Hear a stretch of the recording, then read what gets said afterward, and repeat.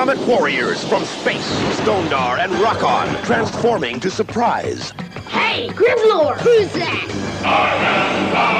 Figures sold separately from the Masters of the Universe, Stonedar and Rokkon, Masters of Disguise. Hello, welcome to Master Powercast. On this episode, character spotlight on the Rock Warriors, coming out in Wave 5, 1986, as we like to call it here, the year of transforming toys. So we get Rokkon, we get Stonedar, Rock Lords are out, Transformers are taking over the pegs, and the Meteorbs. The Meteorbs as well. So Rokkon, Stonedar, Wave 5, along with the Snake Man, Dragstore, Multibot, Horde Trooper, and of course a plethora of others, as we will see when we go through the slides. But both of these characters were ones that this came in the hand-me-down from cousins. So I was immediately drawn to both of these guys, especially as a kid. For as simple as it is to transform them, I love that. I mean, we talked about it plenty of times, brought up Transformers. You and I not our go-to toy. No. could not. We prefer the simpler stuff. We prefer Rokkon. I don't need a fucking PhD to transform a damn toy. It just reminds me how dumb I am. Yeah, but getting those as a kid, this would have been, man, probably 89, 90, somewhere around there. And I loved having both of them. I think the ones that I have today are still those, because they didn't, when all of that stuff got pushed into the yard sale pile, and of course the Fright Zone, Castle Grayskull, Snake Mountain, the Slime Pit, some of the other figures, all of those sold. But I think what I ended up with were those two and Gwildor, and I think maybe Prince Adam were the four that didn't sell, that got packed away in a tub somewhere. Found those years later after you and I started hanging out, and I got into collecting, and then I was like, oh, it's fine, and found all that stuff. Found some of the mini comics, small little stack of those. But yeah, getting those back then, I love just transforming them and transforming them back. There was just something fun about the simplicity of it. I was definitely big. I only had Stonedar. I didn't get a chance to get Rokkon. I got Stonedar at Hills, and I didn't get the weapon. That was one thing I didn't quite understand. Mm-hmm. I didn't understand you played in his chest and supposed to reflect light, and it's also supposed to be a gun. I didn't get that, so it was more about just transforming Stonedar and just thinking he looked awesome, and I just loved the texture, like the craters on his shell. I thought were really cool too. So yeah.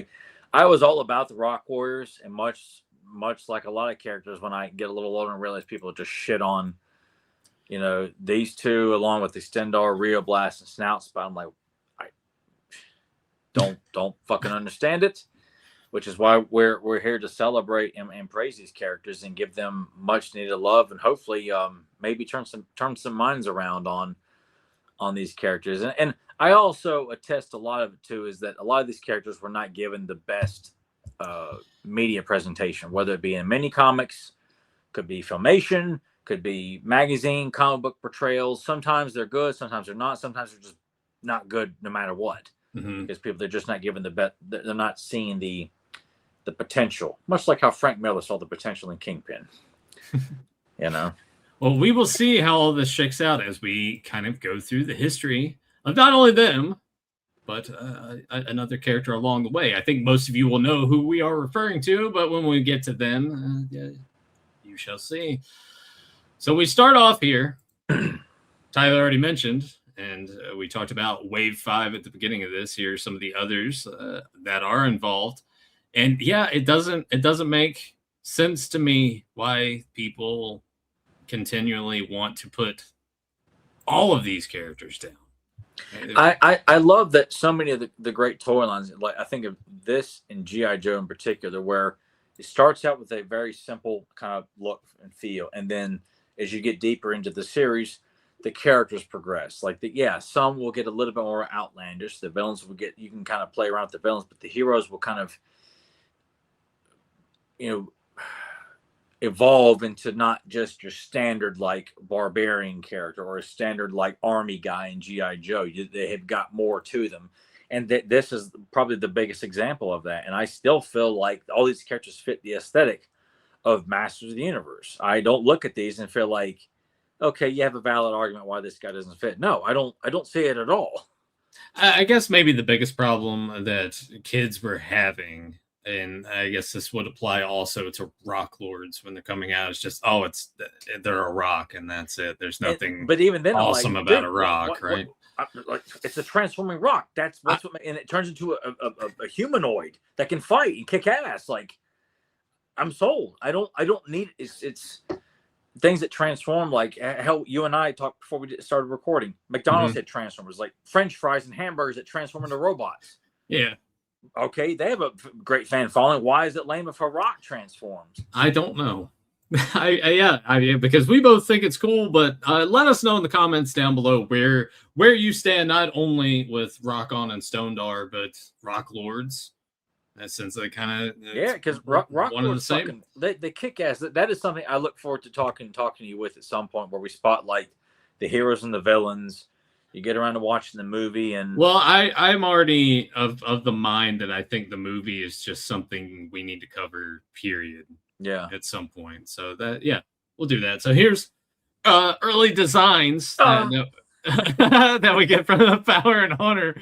That was like a hesitation, like Carrie Von Erich there. Yeah. What was that character's name again, Tyler? Within the Power and Honor book, where we see early precursor designs to Stonedar and Rokkon here, which I like this. This looks more robotic, like a robotic rock. Yeah, almost. Rockbot. There we go. There's an answer to that. Rockbot. Get some more of the design process. We get a lot of variations here. I like the kind of like very alien-like, like the one, the second one, and the one at the very end look very more alien in its interior body. There, I like that. It's pretty cool. Yes, this almost looks. Yeah, that was another one too. Yeah. There are a dozen concept drawings for figures, as you saw there in the top row, transformed from human rock form, suggesting more of a line of these creatures were considered at some point. That would have been fun. Yeah, and who knows? Maybe we'll hear something about that a little later in this discussion. I always thought that the card art too, like, and we'll touch on that in a little bit. It was wonderful to look at, but this is pretty cool to see the breakdown of just how the rock warriors, kind of how they work, how they operate, how you transform them as such. Yeah. How it all snaps together. Yeah. Get some more early prototype. And both of these have got great color schemes. Rokkon and Stonedar got some. I mean, both inside and out. Like I love the kind of sky blue that Stonedar has on his face, on his skin, essentially. Mm-hmm. You know, and the gold and the red and the kind of like darker shades of blue, like in the crossover, like the kind of like navy blue, like the various color breaks there. Just very, very beautiful color scheme. Yeah, really pops. Yeah, and Rokkon has an amazing sculpt. I dare say his might be my favorite of the two. I like Stonedar's face better. Yeah, but Rokkon's color scheme, is just something about I don't know. It's kind of a tough one. Yeah, because they both have their positives. I like that they're different enough from one another, because they could have easily just made them too similar. Yeah, because this is a race of rock people. They're all not going to. Yes, they are rock men, but they do not all look alike. It's what makes them very unique, and again, more potential. They just. You fuckers have decided, like, I don't want to buy these anymore. I'm into beating off and chicks. So we're talking about you're talking about the card. Yeah, just them on the card, and then the variation. There we go. Yeah, that beautiful painting transformation. But also too, look at the differences here in the faces. Yeah, you have the light blue and like this a bit darker blue there. Yeah. We'll get a better look at this art right here as well, side by side. But also too, it's like up here, we have new, and then on the other one it's like that one pops a Comet hell of a Warrior. lot more. Like they're really like trying to hammer in. Look, you don't want to miss this, kids. Like the burst and this beautiful painting, and this fun little which I know we've discussed this in our breakdown of the tier list of card arts. Mm-hmm. But it's interesting that there's multiple Stonedars in the back, as if like I know Arrow was trying to rock people. Like, well, I don't know what the rest of them look like, but I blame the colorist, not Arrow, because unless Arrow colored these in particular, the colorist could have easily just colored those in the back. You know, had fun with it, give the impression that these are different people. Like you got Rokkon and Stonedar. Well, why do these rest of these have to be colored just like Stonedar? So, yeah. See the other characters involved here. I do like on the back here too, where they kind of have Rokkon separate, emphasizing like he's the other Comet Warrior that's part of this. I like that they would do that with a lot of the card art or the back with all the various crosses. You have like factions broken up.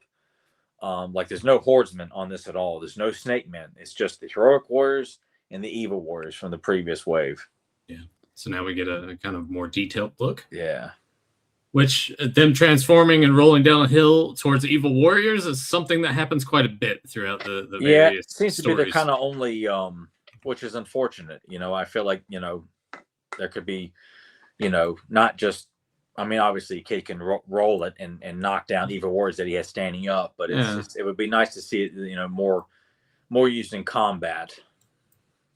So the blazer gun plugs into the armor, shining armor blinds attackers. So do what you need to. So there's a little bit close up of the first iteration that we have on the card, and now we also move over to Rokkon and his card art. So much like Stonedar has the same thing, but also this one's so much better. Yeah, God, it just it fucking kicks ass. That grabs your attention on the rack or the shelf, however it's displayed at your local toy store. Like that would grab my attention. When I got Rokkon, I bought a mint-on card from Figures Inc. for $20 and opened it up because that was, you know, this was like 1997, 98. So I was like, I was desperate. Like I want to have Rokkon on display and being able to revisit the Rock People to the Rescue mini comic at the time. So. Yeah. And they give a nice, it's a longer description of Stonedar and Rokkon on the back. It's not just a brief, like, you know, heroic robots, you know, human, you know, tornado, most powerful man in the universe. You know, it's a nice little description there. Yeah. Letting you know that Stonedar is the leader of the Rock People. So we get to the close up there, blinded by the light. Yeah, I like too that they want to showcase the reflective surface like off their body and their laser blazer or sticker, excuse me. But they're light blazer, excuse me. Laser blazer. Yeah, because I have some He-Man stickers called laser blazers, and they're just like hologram stickers. God, look at that. Yeah, that needs to be on a fucking t-shirt, man. Yeah. That could be done, I would think. Oh my god, especially Rokkon. So he's got that aggressive. Let's go kick some fucking ass, man. Yeah. Well, it's kind of Rokkon's whole thing. That's his thing, man. He enjoys a good fight. Yeah, Stonedar's like the older, I guess you could say, the wiser one. Being the leader, you have to be. I mean, if I were a Rock Warrior, right? And you know my personality all too well, and they are most of the time we are this peaceful race. We don't want to fight. Of course, I'd be more like Rokkon. So yeah, let's go. Let's do this. Yeah, I'd be more like Stonedar. I'm like, let's see if we can avoid this, you know, but not so much where I'm just going to sit there and just get slapped in the face over and over again. I'm like, I'm not going to fight back. Yeah. Now we just sort of like, I love that all the craters on him. It's just so cool, man. Yeah. Just good detail work with the painting too. Absolutely. Could have easily just made this much like they did the back. Just one color and gone cheap on, but they add a lot of textures and colors to get to just, you know, add some definition to this character because it looks awesome like that in folded rock form. Mm-hmm. I think it's fucking brilliant. And now you can see the variations in the faces when they're side by side like this, as we saw. Yeah, I think mine was the slightly darker blue was the one that I owned as a kid. So now we have here. Zoom in on that a little bit. Comet Warriors. Let's see. Heroic Master of Disguise and Defense Leader. The Comet Warrior transforms from warrior into rock, acts as cover in battle, or as a battlefield spy. Yeah, I could see that. You're just hanging out, being a rock, sitting somewhere, being inconspicuous. Yeah. Hiding in plain sight. Again, just more wasted potential that just didn't get, that's what makes the style guide descriptions oftentimes like, man, this is quite intriguing here. Like, they could have done a lot more with this character in the mini comics or the various other incarnations of the character, but it's just kind of like, we're not going to do as much as we because I'm thinking, like, who is writing this up and deciding, okay, this is what we want to do with this character, but then somehow it just kind of gets lost in the fold. I mean, look at that. Yeah, that's a great pose of Rokkon. Yeah, super badass. I mean, you think about that. What they're capable of, just taking flight. They can just kind of go up in the atmosphere a little bit and then like power down like this, and they're just like this flaming fucking boulder. And like they're not damaged from that. Like they can withstand the, coming into or the atmosphere of that planet, and catching fire like that, and I mean doing a lot of damage. If they're launched, they can take flight and launch themselves. You imagine these guys crashing into fleets of horde troopers. Oh, that makes for great visual. Hordak's armies are fucked when these guys are around. So now we get a fact file.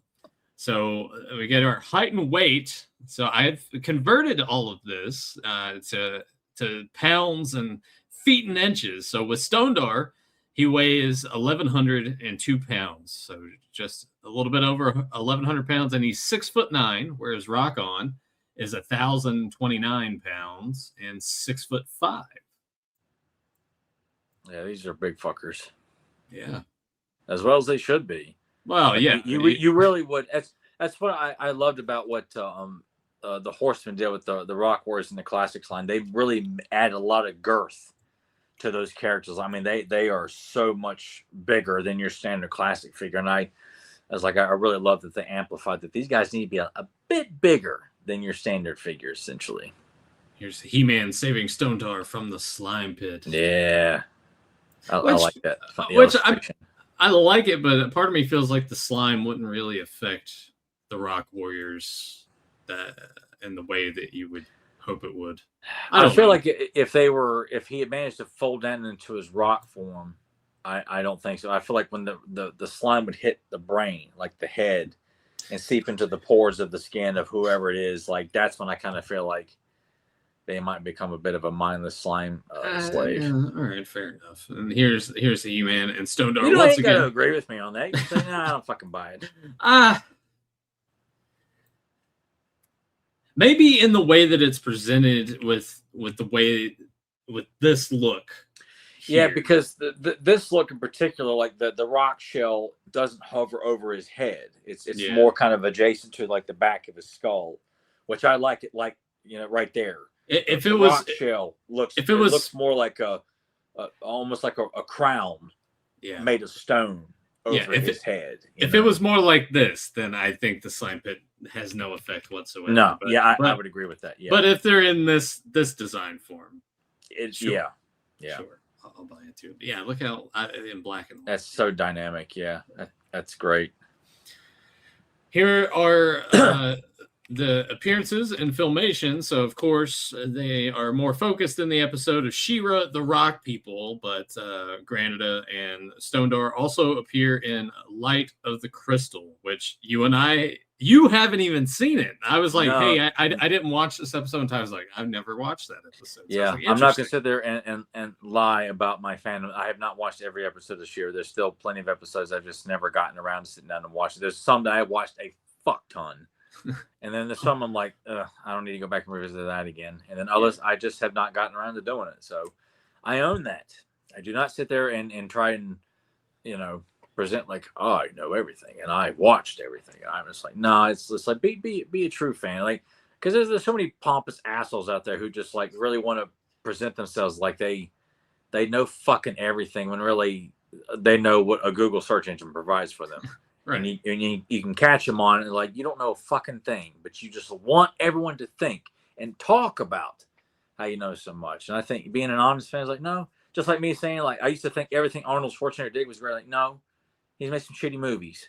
I got to be honest as a fan. You cannot sit there and say everything was great. And I cannot sit there and say, I have read every UK annual. God knows I'm not going to, amongst other things. So. Yeah, James and I will rope you in on a couple of them, but we won't put you in on a lot of the UK stuff. But the Rock People episode, we won't go into great detail here because we would like to cover that episode down the road. It was fucked the first time it was covered, so we want to make sure that that's done a lot better with some dignity and adult mentalities and nothing dumbass about it. And I think James might join us for that one when we decide to cover it too. But solid to see them presented in Filmation. They were translated quite well, I thought. Yeah. And we'll talk a little more, I think, as we get more into another aspect that we want to discuss once we go through all the slides about them being a peaceful race and such. But here you see them in Filmation. You can see Granada here, which we haven't talked about her too much, but she does get a figure in the Classics line when Super 7 took over. And she's, I look at her just pretty much on equal footing with Stonedar and Rokkon. I agree. She's a great, she fits perfectly. I like the name. I like the color scheme. I like that the Rock like forms like hair, like flowing hair. Yeah. Like it just, she's a wonderful addition and expansion of the mythology with the Rock People. You kind of look at this and you want to kind of expand and see what a variations of other female Rock People would look like. Yeah. Absolutely. So here she is. She's an ass kicker like Stonedar and Rokkon. Yeah. I mean, just a slight little push of hand and enemies will go flying. This is epic as it gets, man. Like this is the proudest depiction of the Rock Wars we ever got. Yeah, it is. I mean, really this is like Rokkon looking so fucking mighty right there, and the transition to transformation of Stonedar with other Comet Wars. God knows who these guys could be. Yeah, kind of makes you wonder. There's another one up here too. Yeah, and right there. Oh, I think it's a moon or something like that right there. You're talking about right here. Yeah, right there. Yeah. Or a planet of some kind. But again, Comet Warriors. They cannot be only two of them. So, and confronting Hordak and Leech, and maybe hordes of Horde troopers right down behind him. Who knows? Hordak looks fantastic here. Oh, he's so menacing. As does Leech. Leech looks like he's ready to go fuck some people up, man. Now that's to see Leech trying to take on these Rock Warriors. When they close up, he ain't gonna be drained. I mean, nothing. No, he's not doing nothing. No, that's what makes these guys so formidable. You start thinking about this stuff, like, it's a transforming Rock. Oh, like, all right. I know you're brain dead. We clearly know that, but let's pretend that you're not here, and understand, like, man, these are some amazing ass kickers to add to the ranks of the heroic warriors. Mm-hmm. Moving on here to the appearances on some of the poster stuff. Look at poor Spygor back here in the slime pit. Again in the slime pit, man. They just looking to fuck him up, man. Like that's the worst possible option. All that slime, dried slime flakes, and all in the spikes, man. Like no amount of bathing and washing that character is all that shit's ever going to come out. And Stonedar here about to transform and go rolling at somebody. Yeah. There's the fight, man. Blast attack taking on Rokkon, man. Yeah, that would be fun to watch. Yeah. So advertisement, $296 each, save 40%. God, sign me up, man. Where can I buy them now? I imagine because I didn't look on eBay. I imagine both of them are not terribly expensive. Yeah, I think even men on card, they're not super expensive, because you can get some of the top tier figures for around $100, 120, 150. Whereas you get like the more more popular characters, you're going to pay $200 or more, or hell, even $1,000 in some. Yeah. He-Man, I think He-Man Skeletor go for around $1,000, I think. I'm not going to jump into the classics slide that you just saw there just yet. I do want to make mention that they made a handful of appearances in the UK comics, and in fact, issue 22, where they are on the cover, will drop here in a few days. That I did with James months ago. So how apropos! I was waiting to drop another UK comic issue. And when we decided to do the Rock Warriors, I started thinking, I'm like, they're on the cover and in one of the stories in one of the issues that I did with James. So I'm like, perfect. Let's go ahead and put that out there too, so you get a little more of Rokkon and Stonedar there. Also, in addition to that, we'll jump into the mini comic bit here. Let's continue going through the figures, and then we'll dive into another mini comic. So here they are in classics. God, they look amazing. Yeah, got a couple of pictures of them. Yeah, look at that. And they both have got, like, Rockon's not smiling. He's got a nice, straight face, and Stonedar looks fucking badass, man, with that face sculpt the Horseman gave him. Look at that. God, they look so cool. Yeah, so you can pose them like this, or kind of with the rock shells on them. With the rock shells on them. I think, yeah, mine have the rock shells on them. Oh, yeah, I'm not. I think it's preposterous. I'm not going to take the shells off the Rock Wars. Are you fucking dumb? But they look great like this. They do look fantastic like that. And see, Mattel, why aren't you letting the Horsemen work their magic with He-Man now instead of hiring it some? I don't know who the fuck it is. I don't know. Somebody should be setting pins in a bowling alley. But you can also make him a full rock form. Full rock if you wanted to. Yeah. They with the extra pieces here, then make that entirely possible to do. I'm not going to read this, but thank God. Here's the bios for them. If you want to give this a pause on YouTube and you need to help yourself take a good shit, you might want to read this.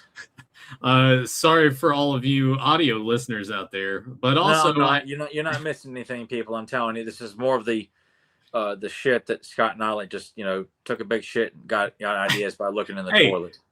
But if we can give them one positive, at least in the real name section, they kept Rokkon and Stonedar. They didn't give him some other dumb name. Yeah, because he's too busy trying to put his own character over, the Mighty Spectre. He didn't have time to do that. I got to figure out how to work in my shitty character that no one likes. Yeah, so here's the back of the card, back of the box, I should say, for the classics. You get Mossman, Fisto, Mechanic, and Battle Armor He-Man advertised on the back. And then, of course, Granada comes out, Super 7. Yeah. The 10th year of the line. So she comes out in 2018, which I was like, oh, that's not that long ago, but that was 8 years ago now. God, it's hard to believe, dude. So I think at this point, I was already on Fans of Power with you. Oh, yeah. When she was released. So we probably talked about her coming out. And I bought her not too terribly long ago, actually, to add to the Classics collection because I did not have her. She looks so good too, man. Yeah. Super 7 did a great job with taking over the Classics line. They did, and it's unfortunate that it was just taken away from. Like, no, you guys are having too much fun with this. We're gonna do our own bullshit. Fuck you and everyone who's enjoying the line. And I like this too because it's simplistic. We don't need much. We don't need 25 hands and oh god, extra bonus shit that we don't really need. And 24 head sculpts and yeah. Once again, you get the attachment so you can put her in full Comet mode as well. And then here's the Origins versions of the figures. Which those don't look too bad. Yeah, I don't mind the transforming art here on the right side of the card. Yeah, it's looks good. It's not as good as the original, but it's passable. Yeah. Here's Stonedar's looks a bit better. Yeah. You get a couple of out of package shots. Yeah, at least they didn't fuck up the head sculpts. Yeah. Why is that? It looks like they were really trying to honor the original figures instead of just, trying to make up some shit and just hope people don't notice how fucking lame it looks. I don't know. So that was a tour of kind of going through the history and showing off the figures and everything. So we talked last week on the Slime Pit Escape from the Slime Pit mini comic that they also appear in, but you saw when we were showing off the vintage card that they both came with Rock People to the Rescue. So we're going to go ahead now and flip through this. Go through this book a little bit. He-Man gets amnesia, man. How are we feeling about that? It works for the story that they're trying to plot tell. device for the problem that that you kind of have in this. So it's fine for what it is. I don't mind it. He-Man giving a test ride in the new jet sled. Kids go buy it now. At this point, they see some meteors falling down. They decide to go check it out. They're changing shape. Look at that. It's Rock People to the Rescue. It's amazing. They're humans.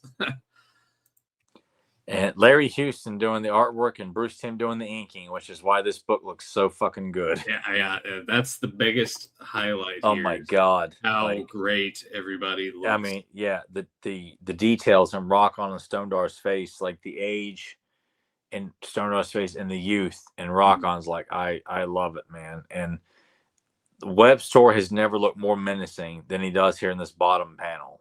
Like, it's, and I again, seeing Cobra Khan and web store tag teaming again, like it's a tag team that always needs to be depicted. You can't have one without the other. But I like how Stonedar's saying, hey, we're the leader of the peaceful rock people, and then Rokkon pops in. Speaking of evil, what's Skeletor up to these days? I can't wait to get at him. I'm like, wait, you're supposed to be, you're peaceful people. Come on. And I like that they're just, okay, like he's the guy, like, and then Stonedar immediately has to, like, you must excuse him. He has a, he tends to want to dive into battles, and that's not what our race is about there. But it's a nice showing differentiality between the characters that, it's the yin and yang. Yeah. Look at this. Look at Webster right there. That fucking rocks, man. Like, just the solid red eyes, the teeth, the shadow work on his face. Yeah. They're both eavesdropping. Like, yeah. And like the saliva on Cobra Khan's mouth. Like, just wonderful detail, man. Like, when I got to revisit this, because I had the mini comic, but it didn't leave an impression like Clash of Arms or the Hordak mini comic. So when I got to revisit, I was like, holy shit, I forgot these guys were even in this. And they're together again, man, like disappearing dragons. Cobra Khan saying, use my new mist. Hey kids, look what you can do with the action figure. Yeah. So he gets misted, he passes out, and then Rokkon goes right in, like, just, I mean, the backhand. Like, I want to see more backhand action in He-Man illustrations, man. Like, I mean, that dynamic pose of like Rokkon being so defiant, and then the snapping of the head back with Cobra Khan, like, to emphasize the impact of it. Like, oh my God. It's like, hurry up, the other one's escaping. No, he's not. Yep, you're right into rock mode here, and pushes Webster right into a rock to rock. Yeah, fucking knocks him out, bonks his head. At this point, Orko uses some magic to help awaken He-Man, but when he comes to, He-Man, who's that? He doesn't know who he is. So they're sitting here trying to tell him, hey, you're the most powerful man in the universe. You're the champion of Eternia. I like how Orko's drawn. Orko's drawn. He looks cute. Yeah, I like him a lot. Everybody looks great in this book. Yeah. And that pose of like Webster on the ground, like eavesdropping. Oh, this is a perfect idea. Like, I know I could take advantage of the situation here. Yeah. So he pops up, he grabs Orko, holds on to him, and at this point he's like saying, hey, no, I'm the good guy. They are the bad guys. Now, look what they did to my defenseless friend over here. And He-Man, honestly, at this point, doesn't know what to think. But look at this shot right here. That's an evil warrior, man. Larry's work is so fucking brilliant. Look right there, and the inking and the color, the shadow work. Yeah. Oh man, soak it all in. I don't know who to believe. Meanwhile, Rokkon spots the trouble below. Oh, he knows shit's up, man. All right, I know what's going on here. And it's just the panels of the showing the charging and the transformation. but he doesn't see that Webstore has Orko in his hand. Yeah. He just sees him down there. He's like, oh, yeah, I'm gonna go ahead and go after Take him. this So guy out. at this point, He-Man has to decide what he's gonna do, and I love the little swirling effect around it. Showing the Mental struggle anguish in the mind. Yeah. Well, Orko's saying, believe in yourself, trust your instincts. I just love how it zooms in on his face, his eye opened up. His heart bursts with energy, and that's when he grabs Orko, and then poor Webstore, man, That's a cool pose, like Rokkon diving into his back. And again, snapping the head back, man, emphasizing that impact, man. Yeah. And of look course, at Skeletor here, man. God, he looks amazing. Skeletor doing what he does best, observing, watching, and now he's gonna ridicule and dive in. So he brings it back. He calls them incompetent fools. Watch me. I'll show you how it's done. Watch how I defeat He-Man with his own weaponry. So he's gonna grab the jet sled, a nice little vehicle. It's got all the extras.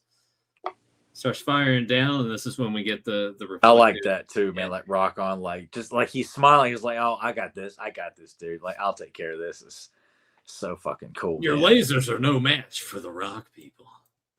And he's like, "Bah, this machine sucks. I'll just use my own energy beam." So you stand right there and just, oh man, I love it. Yeah, just the malice in Skeletor's face. When I'm sorry, but why would you settle for Skeletor not being depicted anything more menacing than the way he is right there? When you have people who can't draw what the fuck, or people who have no business drawing comic books today, like the current He-Man comics, like they just, ugh. You fucking shame of yourselves, man. Just go draw dicks on a bathroom wall.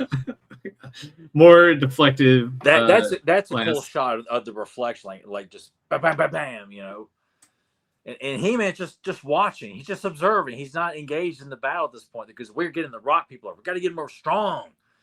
As it just knocks Skeletor the fuck out, man. Like that's a splash panel right there. That's how you fucking do it. Hitting that, let's look at a big mound of sand there. Yeah, big old sand dune. He-Man saying, he looks really pissed off now. So and that right there, Skeletor rising up out of the sand, like in his just constant talking shit to him, like he's so fucking pissed. You got energy glowing out of his mouth and his eyes, and he just wants to go, fisticuffs with He-Man, doing nothing but talking. Just talk.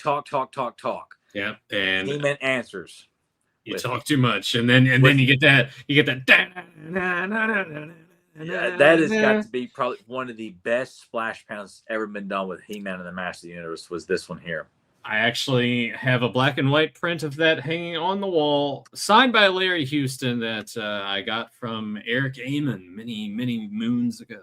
Eric, oh man, holy shit, dude! Yeah. Well, what a sweetheart of a guy. He's the one who gave me my He-Man: The Ultimate Battleground mini comic. Yeah, I think it was Eric Amon. I feel like I'm not mistaken. He probably was. He was a very generous guy, man. Like he's the one I was going to do that the Three Towers mini comic that I wrote was going to be a project with him. He was I don't know if I'm Yeah, it's been so long now. It's like it could have been him. It could have been someone else. But yeah, I have a print of that hanging on the wall right over. I mean, I don't know. Probably. Rebecca may have gotten that for you too. Maybe she did. Maybe it was Rebecca. She got to meet Larry Houston at PowerCon and got to see. I can't remember. Like Eric Amon got some stuff. Maybe it was Rebecca. I don't know. So one or the other. So yeah, let me know down below who it was. If maybe someone. But yeah, that is a great shot, and then goes flying. By the way, so it gets punched, and then you see the distance that Skeletor. And He-Man's just cracking his knuckles after that. Like yeah. that's alpha right there, man. Yeah. Well, and Rockon's not done dishing out the ass kicking, man. Yeah. You guys have a nice rest. And then at this last ditch effort, Cobra Khan's like, let me miss you. It's like, nice try, but my rock form, I can't be harmed. So then it's like, yeah, I'm just gonna roll down at you guys now. You're gonna run away. Then we get a nice little page with Orko, Stonedar, and He-Man saying, "I'm not worried. Even snakes in the grass are powerless when you trust in your heart to try to find your true friends, and that's how that one ends. So yeah, a great mini comic, beautiful much artwork. enjoyed. Yeah, Solid story, solid artwork. You can't fail. Like the simple story, when you got beautiful artwork and good dialogue, people know what they're doing. Yeah, it's a home run every time. Well, speaking of peoples and stories and knowing what they're doing, and you mentioned earlier, and we pointed out, hey, there's other Comet Warriors that are flying in there. It started the gears start turning in your mind. So you've gotten something written up for us. I know I haven't heard any of this bit. You've been pretty excited to share this with everyone out there. So let's see what you got, man. This is not a mini comic. This is just a pretty. It's kind of a reinterpretation of the Rock Warriors, why they come to Eternia, and expanding upon their mythology a little bit. So it's a nice. It would be like a sales pitch to Mattel of like, hey, we want to expand the Rock people. Like we hear you know what you're doing because our staff clearly doesn't. So and you're willing to do it for free. So we'll listen to you. Okay. So, I've like I said from the ground up, the Rock people of Cosmicor, which is what I call their home world. I didn't use Gia Long. That's in the Rock people. Okay. The why did you decide to make that change instead of using something that was already established in Filmation? I was just kind of thinking about it because I was not something that really stuck in my head, and I just thought like, where would they come from? And I just thought, well, why not kind of play off like cosmic, like Cosmicor, just this planet, and okay. It was just kind of tinkering around a little bit, because like I said, I hadn't had the Rock People episode memorized, never have. So it just didn't register me that Gia Long was that was established, and if I'm like, well, if I'm already kind of changing up a little bit of what's already been established a little bit, like I don't, I feel like I can kind of justify just change the name of this, whether you like the name or not, no big deal. The planet has been under siege for many battle-torn years, those fighting for dominance, others fighting for survival. One has led the fight to rule the planet, Darkstone. Wants to control the planet, can expand to it wants to turn the planet into an empire of power and growth under his might. His minions follow his lead, crushing the belief or believing his philosophy of simplicity.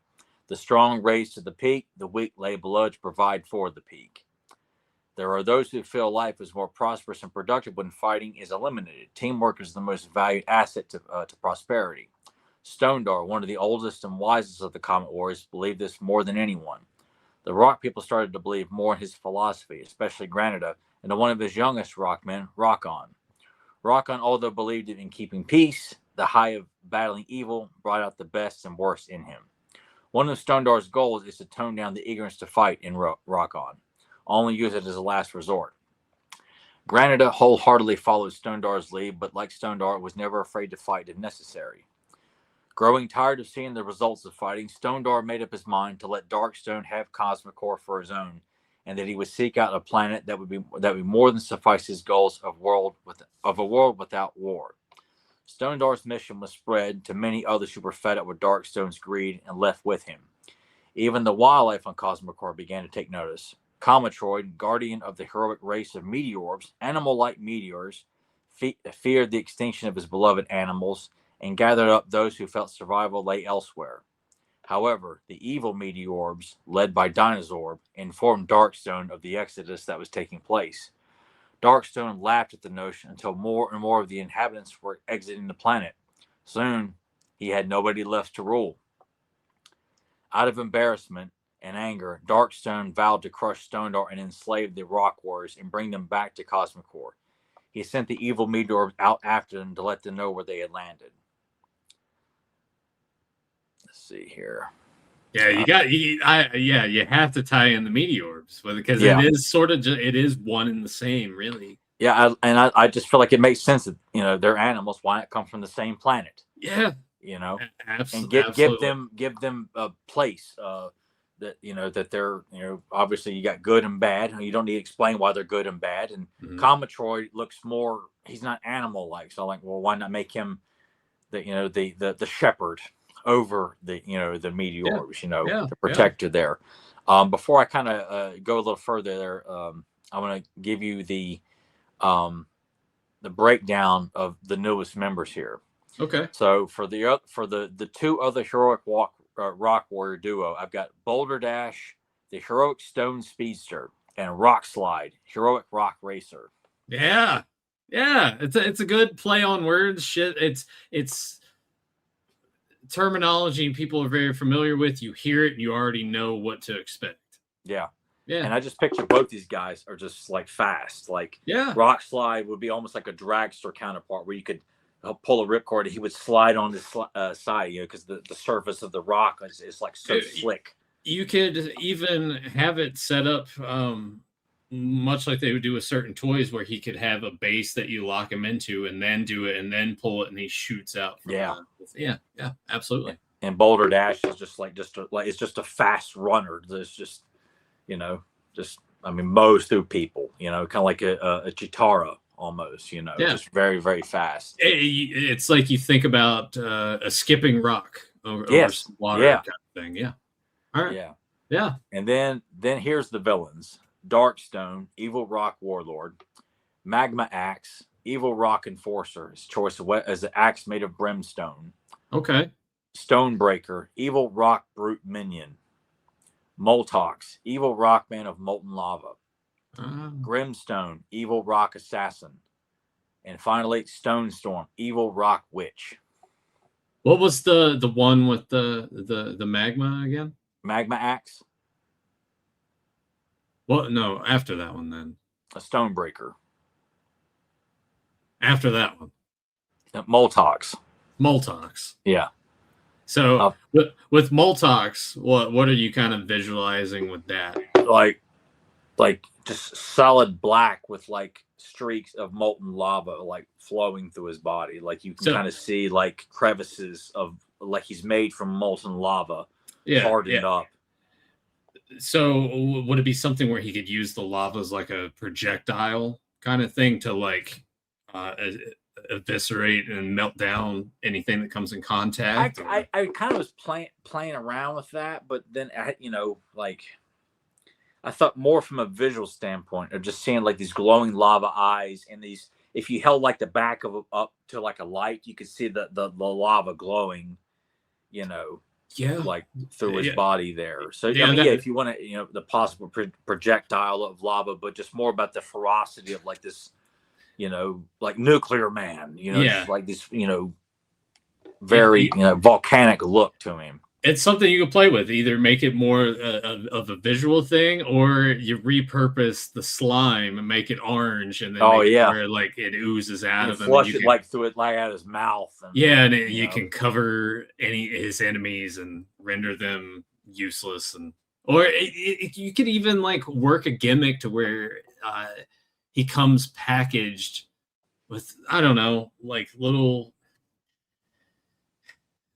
Now it gets a little too ambitious, especially if somehow they come out in the 80s. But like if it came packaged with like little miniature things that once it gets hit by the ooze, but I guess it could just get hit by water and do the same thing where it dissolves and just reveals like bones or something. Like how they had, what was it, those trash monster trash bag bunch. Yeah, where you can put them in and they dissolve and then you get the figure. Yeah. Maybe you could just do a gimmick thing like that where it comes with, or you could buy a pack of those so when you get ooze on them or get slime on it would dissolve them and just turn them into bones or something. I don't know. It'd probably be cheaper just to make it more of a visual thing. It's like, either the reflectiveness or of the light, or you can view the lava flow through his body there. And, or the eyes or maybe do like the color changing, like with the temperature gimmick, to where if it's like when he's cold, if he gets really, if you put him really cold, he gets solid black. But if he starts to warm up, the eyes and like the lava veins would Yeah. start to like be revealed. Yeah. Just I don't know. It's just That's yeah. great ideas, man. Yeah. And I figured like Stonestorm could be a witch that manipulates rock, you know, like especially on Eternia. I mean, she could take mountains and rocks and just make like a storm of rock and just project it out and hitting heroic warriors and evil warriors and yeah, because you kind of need a character that's going to sort of have that magic ability to them and be able to have something like that go down. So yeah, it's a good balance that you got there with different evil characters. Yeah, good stuff. Yeah, I thought so too, man. I was like, this is kind of flowing pretty good here. And then I'll wrap up the story here. Let's see here. Okay. Upon learning of Eternia, Darkstone's legion sought out the planet Eternia. Wait. Okay. I need because when I was writing this, I was like, okay, let me add this, and I jump back up and jump back down. Gotcha. Okay, I think I got this. Okay, yeah. Stonedar with Rokkon, Granite Rockslide, and Boulder Dash found their way to Eternia on the Light Hemisphere, landing on the outskirts of the Mystic Mountains. They began their reconnaissance, unaware of the evil on the other side of the planet that was watching them.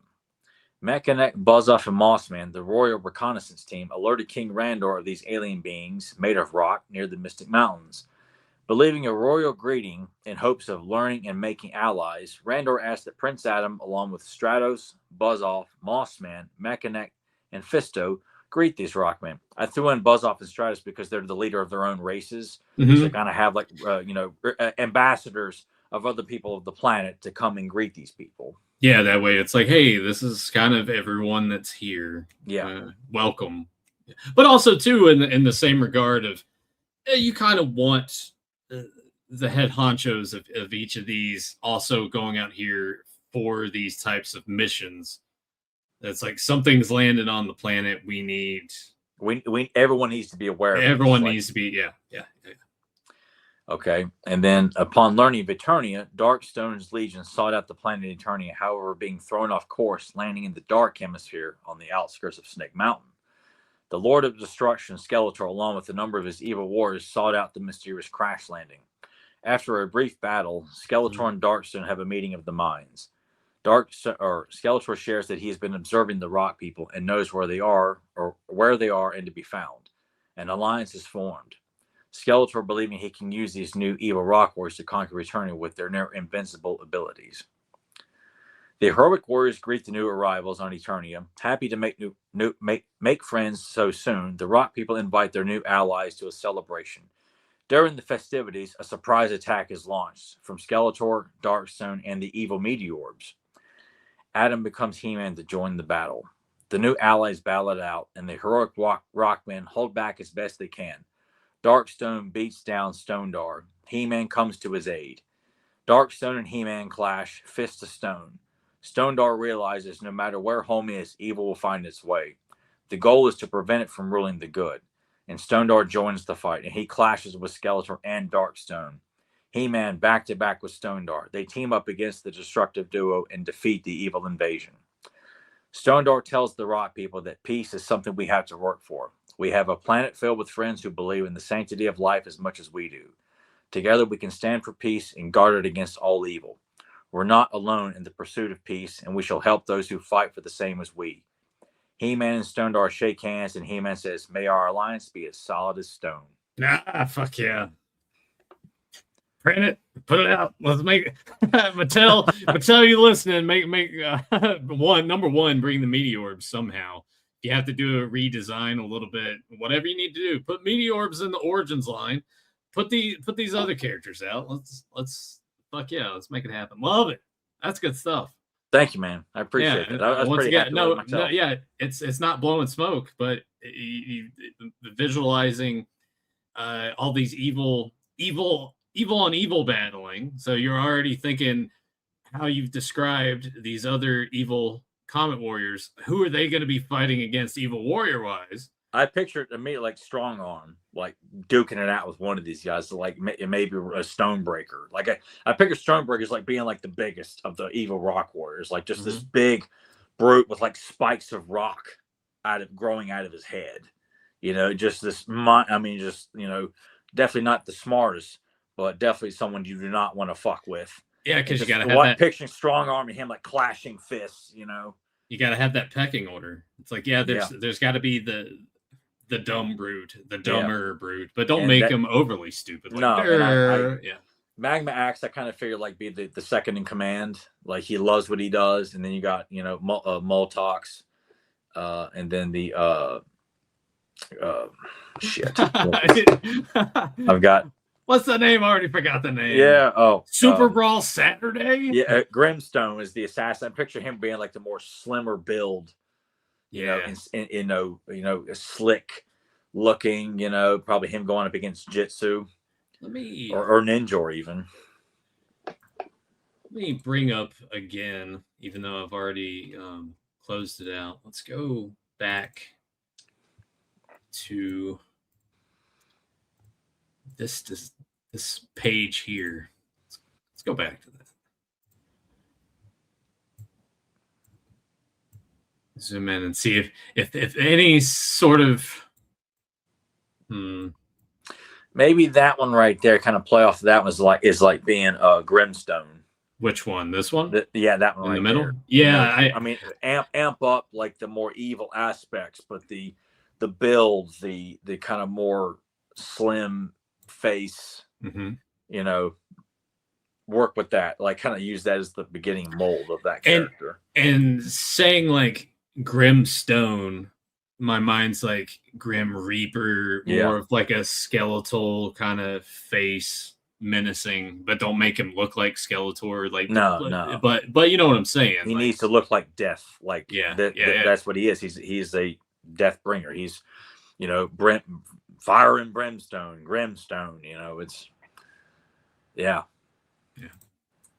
good stuff. Yeah.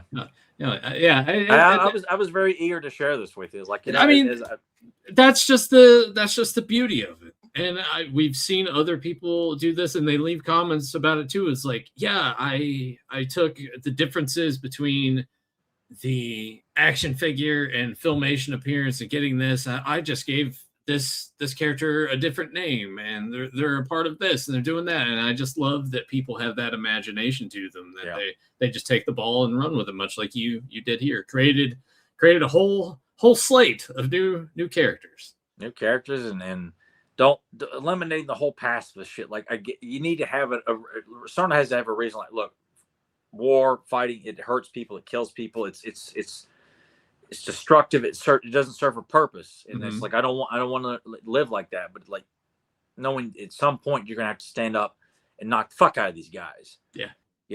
And that's something much like how Mr. Miyagi is. Like he doesn't want to fight. He's not going around bragging about like I can kick your ass or anything like that. It's a means of defense, and wants to avoid it if at all possible. They're aiming for peace, but they know that it's something they have to fight for. Yeah, and that's something like I want Stonedar to like be ready to like, okay, look, oh my God, here comes snake men are invading the Widget's fortress. Like, all right, well we're nearby, let's go kick the shit out of these guys. Like they're trying to harm our these people who definitely can't defend themselves against the snake men. Like we're not just gonna stand by and watch because we're pacifists. No.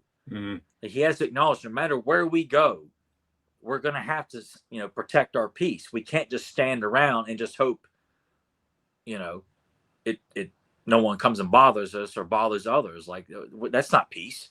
That's not living and protect your life. If we want to protect life, we got to be willing to do it ourselves. Like having those moments of just realizing, like, look, we know we can avoid it as best we can, but can't do it all the time. And it's a necessary evil. It is. And when you see others are fighting for the same cause, but they have to fight, like, okay, it's okay to do this because it serves a purpose. And that purpose obviously is different what Skeletor or Hiss or Hordak or Darkstone would be. After.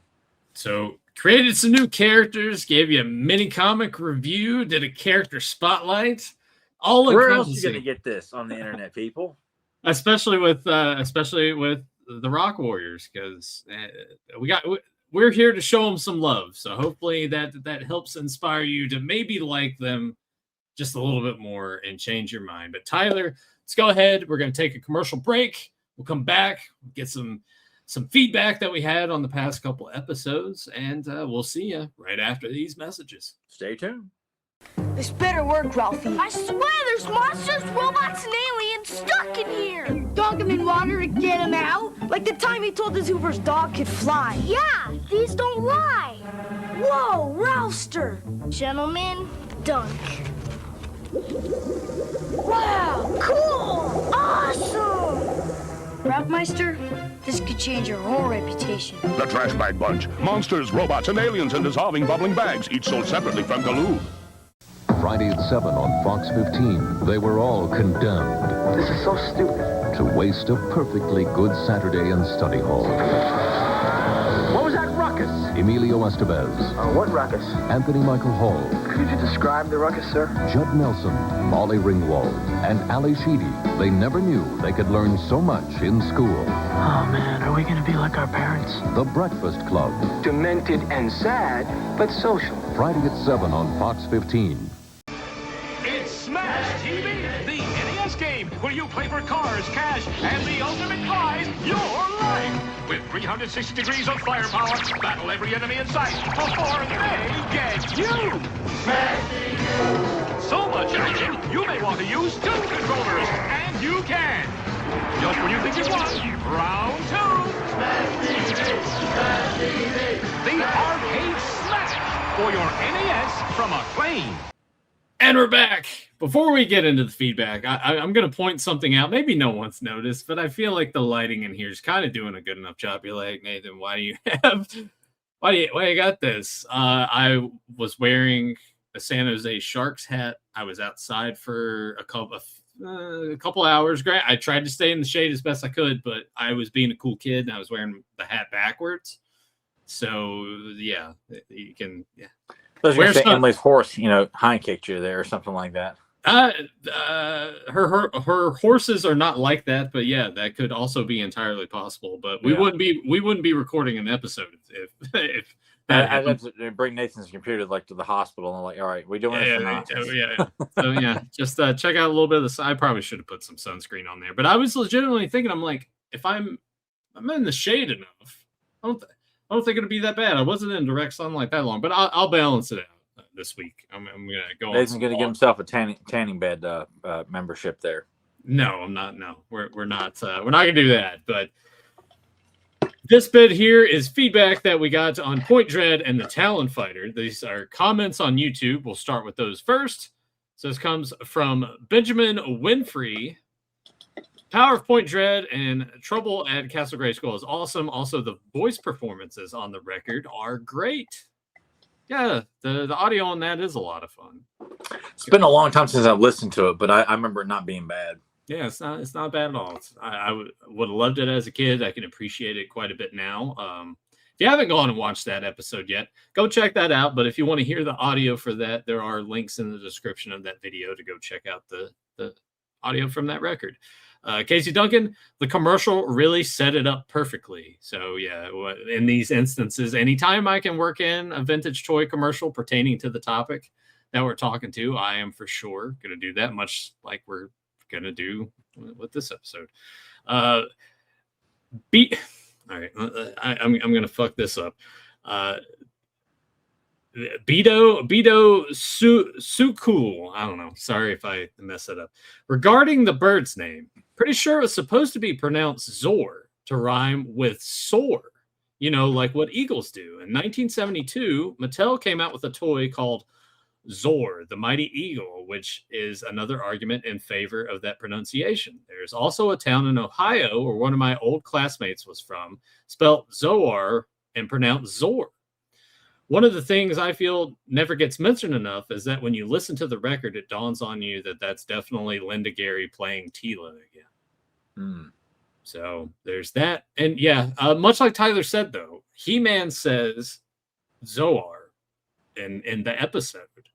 So it's, take it as you want it. But I love the extra information here saying Mattel came out with this and that. So, I mean, it could definitely be pronounced Zor, like soar, like I get that, but whenever even the source says Zoar, the Falcon, like I'm rolling with that Filmation typically is the, it's the peak of information in terms of like, how you pronounce stuff, how things are the main core of the mythology for the most part. So those were the comments there. Let's move on to the premiere chat. Johnny Cock. Nathan, through your conversations with James and whomever, do you know what size the mini comic pages were drawn in? So I did ask James this, and I should have had this also prepared to go through because he also sent me some other things. So I probably should have had that set up first as I am trying to find it. Here we go. Oddly, every artist had a different way of illustrating the storyboards. Thus, they're different sizes from artist to artist. They were, of course, illustrated far larger than the mini comics themselves and reduced down. So I guess it just depended, really. It's kind of interesting that there wasn't just like a set like standard. Yes, a standard, where it used the same size and whatever. Yeah. But I get that too. You could see someone like Larry being like, "Nah, I want to have a bigger page." Because he's definitely more comic book inspired. He draws a lot of influences, from comic books in general. And look at Mark Texera as well, with his run, and Bruce Timm, of course. Like all the three greats on the mini comics definitely were comic book inspired. Whether they could, had worked on it, would go on to work on them, or were inspired, or whatever the case may be. But they were definitely like, okay, we're gonna make this look as much as like a traditional comic book as possible. Yeah.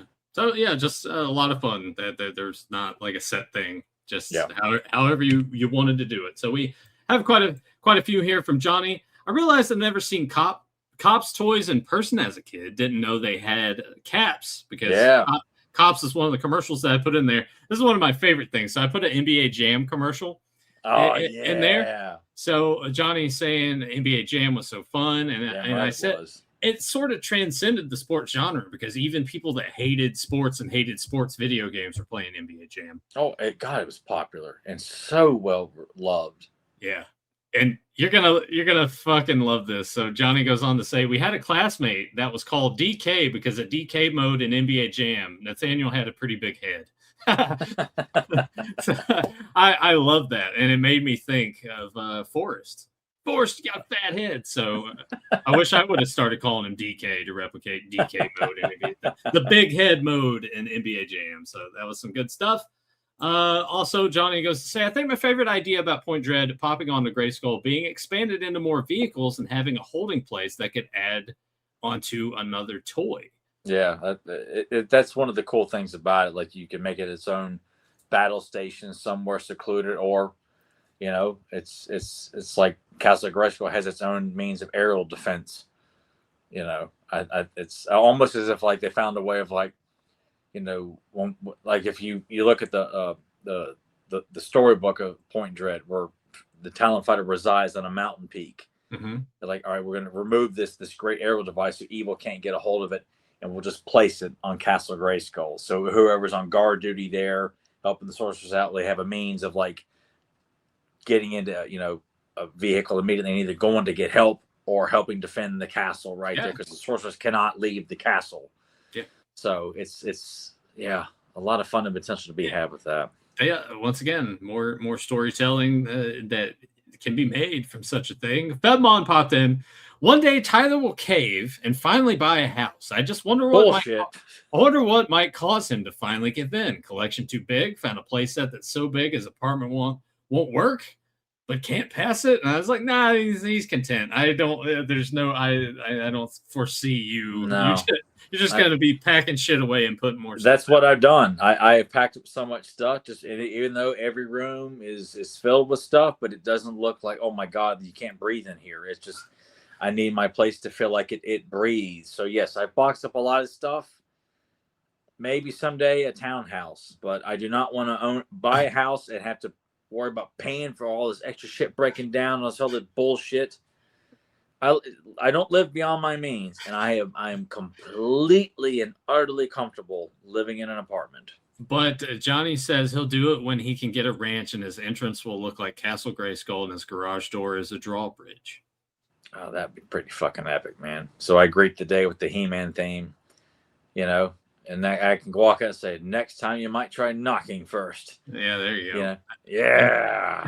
And then the other commercial that I had was Lone Wolf McQuaid. So it says that Chuck Norris ad was narrated by Optimus Prime.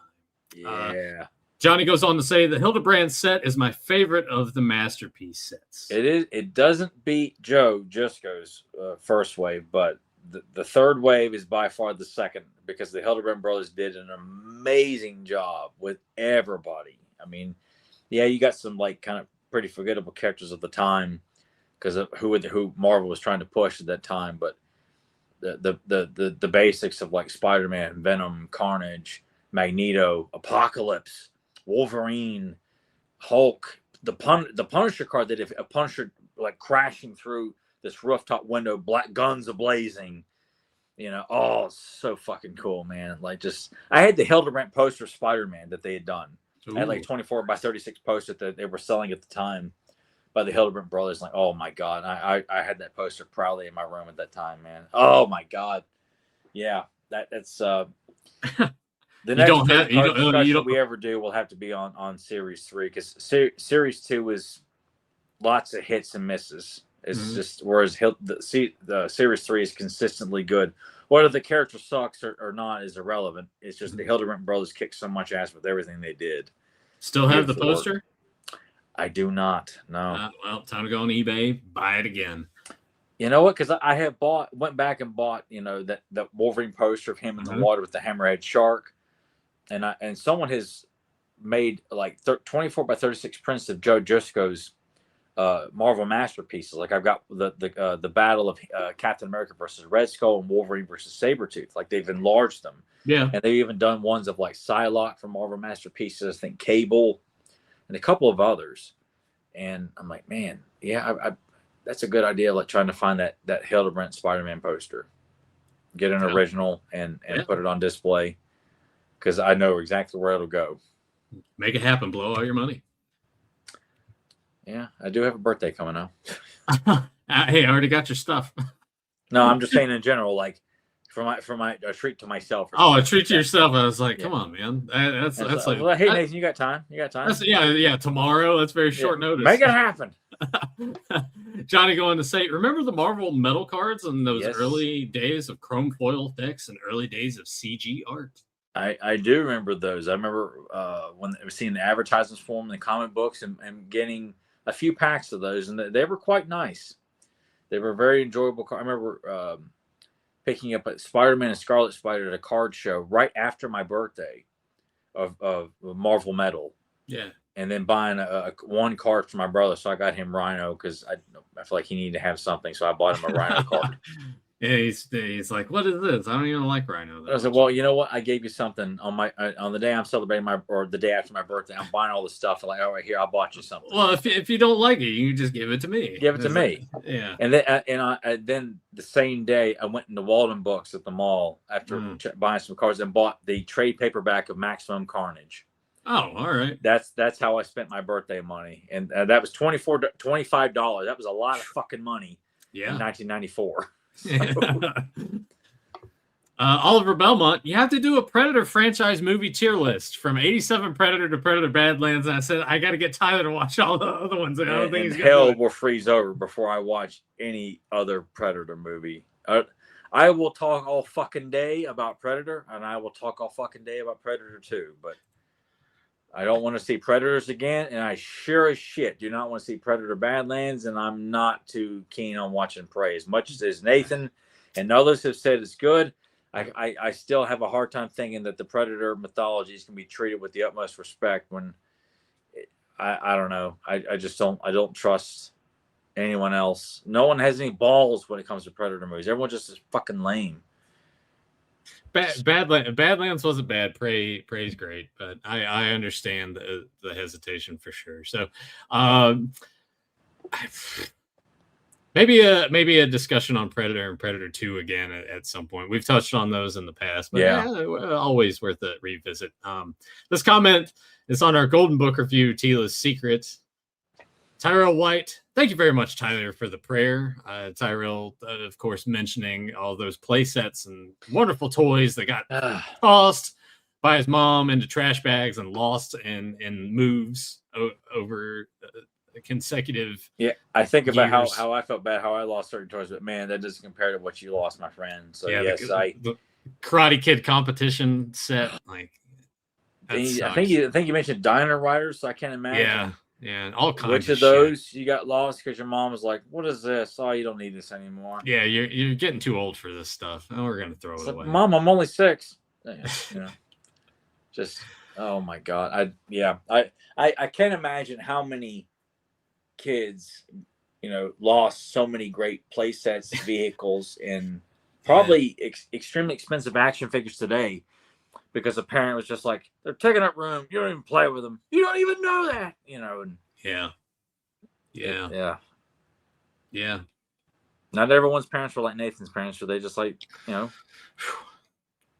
keep the boxes. Keep the boxes. Let alone we're not going to throw away any of these toys or anything like that. Hell no. Let's go ahead and keep some of these card backs too while we're at it. It's just the presence of mind of thinking like that. Yeah, ahead of their time. They really should be given like an Oscar, like the equivalent. Oscars today don't mean shit because it just nominates shitty movies. Yeah, so it would just be like some toy collector association, and it's just like Pixel Dan giving a lifetime achievement award to my parents. Yeah. Thanks for preserving these things for your son. So when he got older and got back into it, he would just fill his house full of all the shit and make his best friend jealous. And like, oh, look, I didn't even know I had this. Yeah, and make his fiance just feel like, oh god, another box of another box of stuff. Face that, yeah. Nice thing I should be sleeping out in the barn. These next set of comments come from our spinner rack. Joker's Asylum Penguin #1, starting off with Casey Duncan hitting us up with a variety of emojis. We get a heart and a star and the clapping hands emojis. So Casey, always appreciate you absolutely watching the episodes and just leaving us just that. No, you appreciate our efforts, man. Don't have to say much. Yeah, taking the time and leave the emoticons. The next one comes from Philippe. Oh man, I forgot this comic existed. I do have it in my collection somewhere. Thanks guys for revisiting this dark, twisted, badass book. I'm definitely gonna dig mine up and give it another read. And I love seeing shit. Yeah, I love seeing shit like that. If we can inspire or motivate anybody, just one person, about any of the stuff we talk about, like, yeah, we did a good job. Yeah. And then Brian Clifton, big fan of the rack. Of all the absolute books, I enjoy Wonder Woman the most. The rest are fine, but I will always prefer the main DC universe. Yeah, I think overall, you got to prefer as they are. But the absolute stuff that they're doing now is weird enough and intrigues me enough. And Wonder Woman, I will jump into and read. I actually have a new issue of Martian Manhunter on the app that I need to jump into. And then Brian Clifton also left another one saying, he's been pushing for this for a while, so I ended up saving this stuff on the app, and I will read these and give feedback on the next spinner rack that we record, because we actually recorded one yesterday that'll show up on the channel at some point. But Brian says, I really recommend the Green Lantern run from Jeff Johns. Start with the Rebirth miniseries, also the Sinestro Core War. His Hawkman run is also good. I know Tyler associates him with a bad character, but Johns is actually a great writer. Trust this DC fanboy. Thanks for the great content.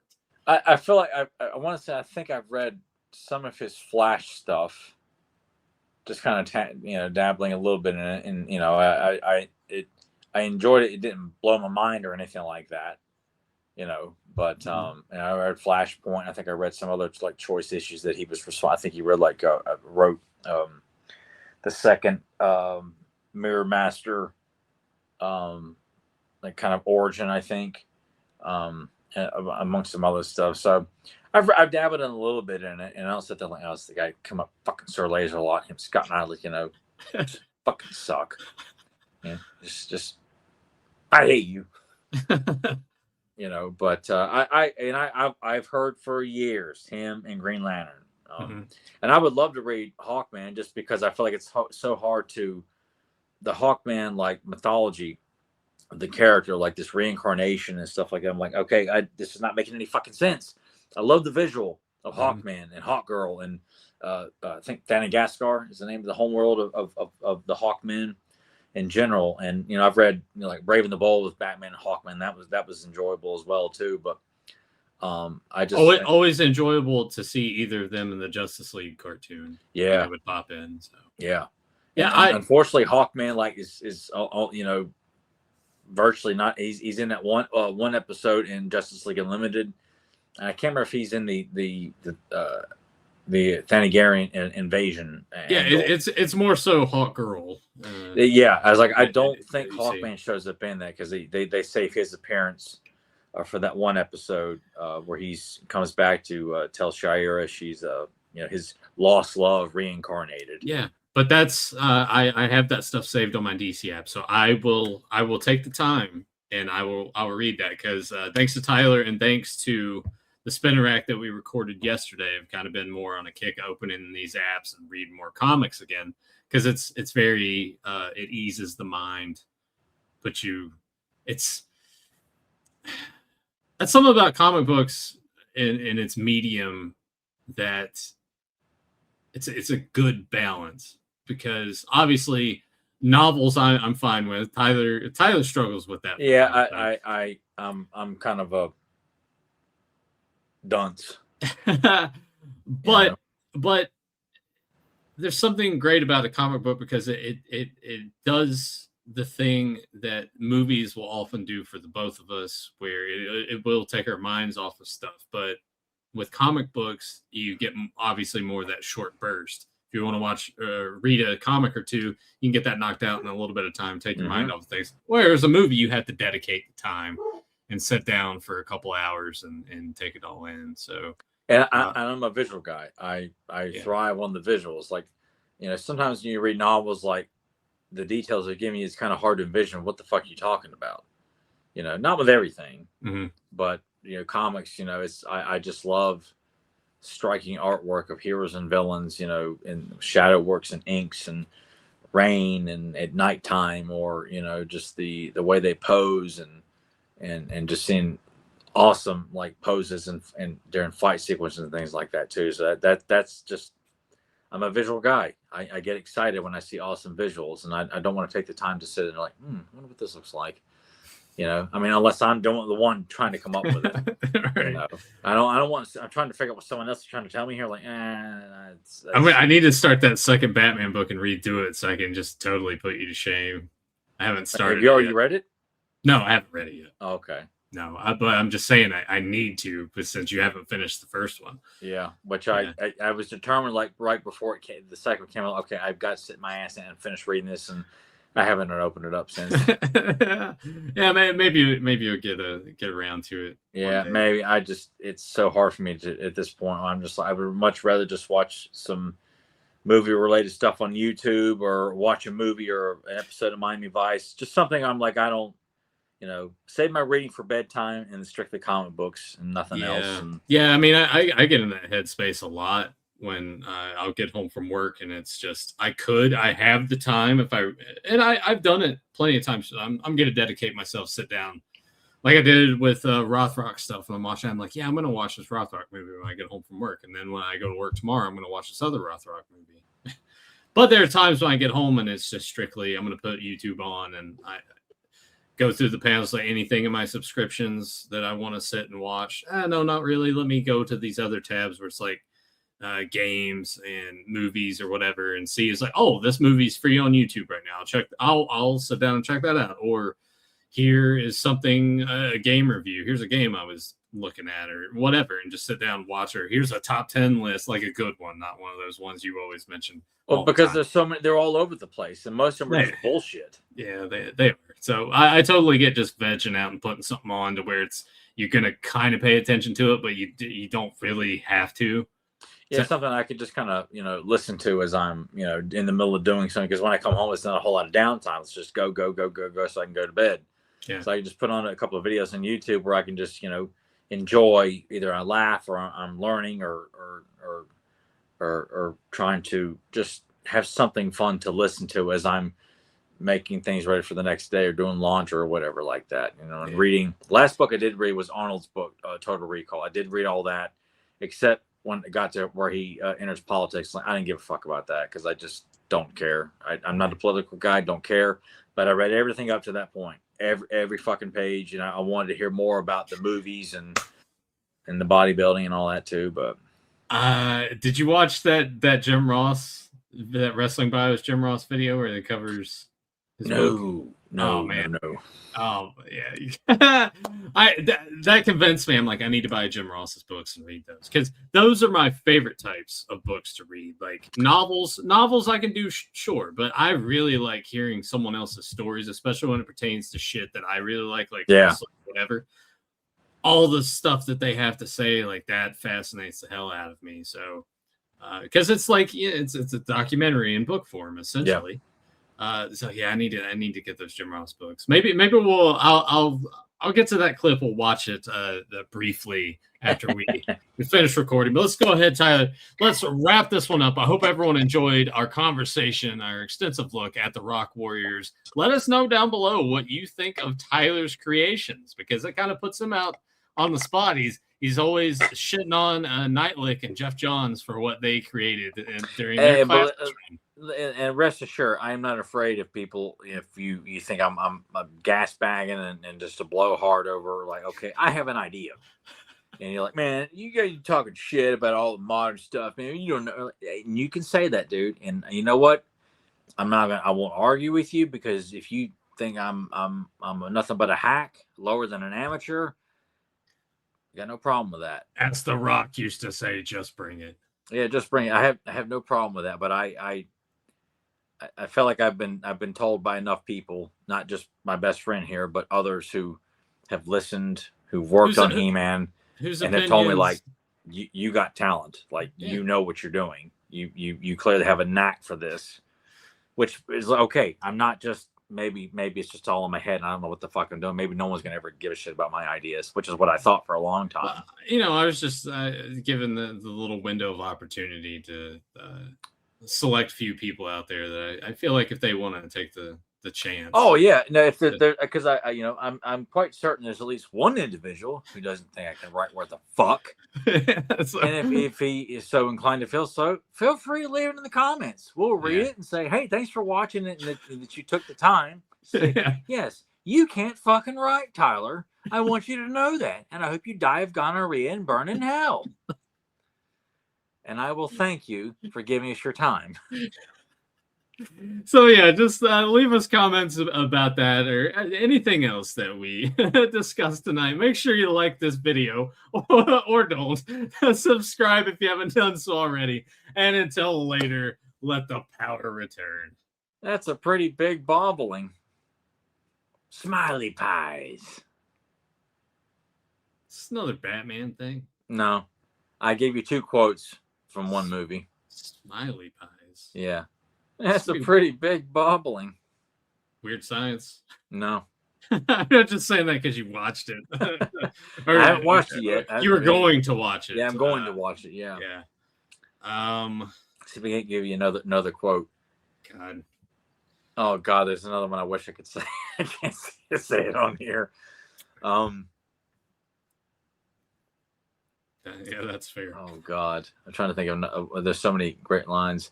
How are we gonna see the bearded lady? No, there's so many of those in prison.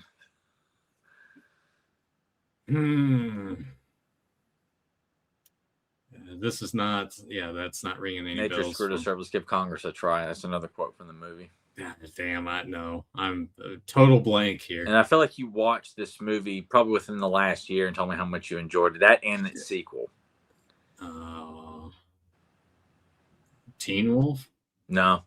Damn it. Just trying to think, some other. All right. Now I'm like, in the last year, let me go through my letterbox, hit the diary, and I watched this in the sequel. Then we're here going for another hour. Nathan's going through the letterbox trying to figure out what just picking movies at random. No, I might be able to to nail it if I. It's not a James Bond movie. It's not a Better Tomorrow or a Better Tomorrow 2. What genre is it? Comedy. Comedy. That and its sequel. Mm-hmm.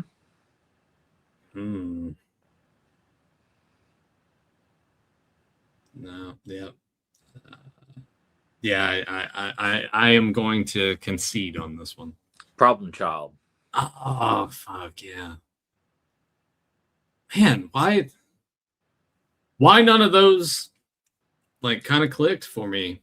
Well, I mean, and you know, I think in the context of the movie, when you're watching those lines, like, yeah, they but I'm like, they're not like memorable lines from the movie. They're just, you know, lines that I remember just from the movie, you know. Man, yeah, both of those. When the bow tie killer Michael Richards like is eating smiley pies, I always thought they looked like such like tasty. Fuck, yeah, the smiley pies thing definitely should have. And when John Ritter or Junior farts, and he goes, "That's a pretty big bobbling."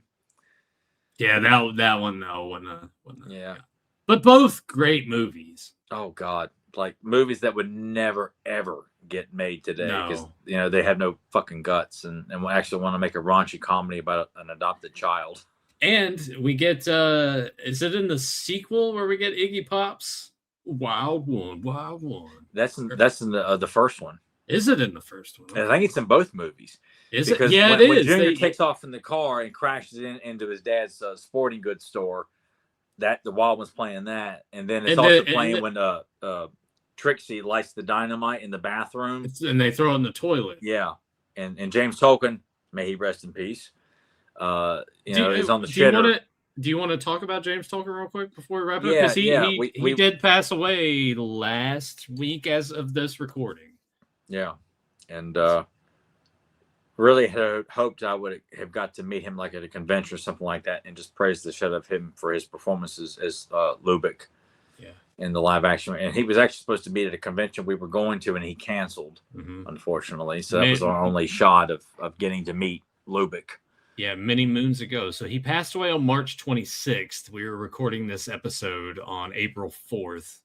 But yeah, just so many. He was such a memorable part of our childhood. You think about it, live action Masters movie, Back to the Future, of course, shows up in Problem Child, Top Gun, and those were all movies that, especially for me, Back to the Future because it came on TV all the time. Problem Child, especially because not only did it come on TV all the time, but it rented those tapes quite a bit. Especially when Problem Child 2 came out, I was like, "Oh, I gotta love," and I love that. Yeah, you just really start thinking about it.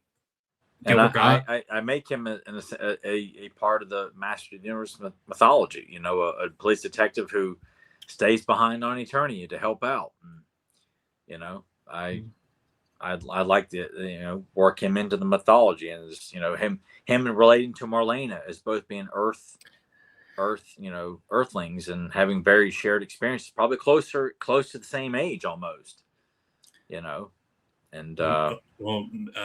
maybe his character will show up in the new Masters of the Universe movie. Oh God, we can only hope. I'm gonna come. Thanks for watching that movie. Fuck it. Just pack as much shit into that movie as they possibly can. Ignore the shitty script here. We've packed your ass good and tight, man. Oh, you like it? You like it? Thanks for watching. I can't wait for it. Just hurry, get out of fucking theaters, and we'll just fucking forget about it. Later. Thanks for watching. Thanks for your time. How am I supposed to get a chick in that? No, don't worry, dude. You couldn't get a chick if you had a $100 bill hanging out of your zipper. Yeah, I could. No, dude, you're a little bitch. I am not. I don't even know why I hang out with you guys. Because you're a piece of shit. I am not a piece of shit. Well, yeah, but you're a little bitch. Sure. God damn it, man. I swear you guys rip on me 13 or 14 more times, I'm out of here.